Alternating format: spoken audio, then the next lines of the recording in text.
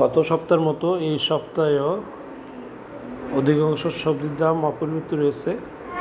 দেখুন, আপনাদের ঘুরে ঘুরে দেখা যাচ্ছে যে সবজি, বিশেষ করে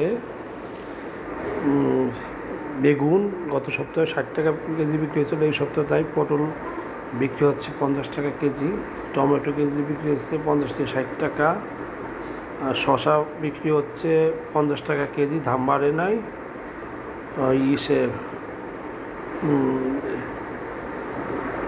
লাউ বিক্রি হচ্ছে 40 টাকা, গত সপ্তাহে 40 টাকা ছিল। আলু বিক্রি হচ্ছে কেজি 20 টাকা করে, আর কাঁচামরিচ বিক্রি হচ্ছে 50 থেকে 60 টাকা কেজি।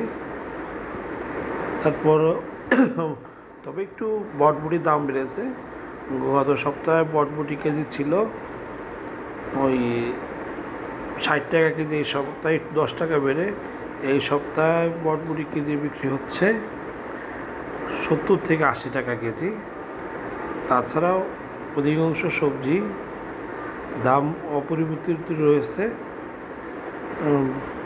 ভেন্ডি বিক্রি হচ্ছে 40 টাকা কেজি, গত সপ্তাহেও ভেন্ডি কেজির দাম ছিল 40 টাকা, এই সপ্তাহেও ভেন্ডির দাম রয়েছে 40 টাকা। আপনাদেরকে আমরা সপ্তাহের আপডেট খবর জানালাম। সবাই ভালো থাকুন, সুস্থ থাকুন, আল্লাহ হাফেজ।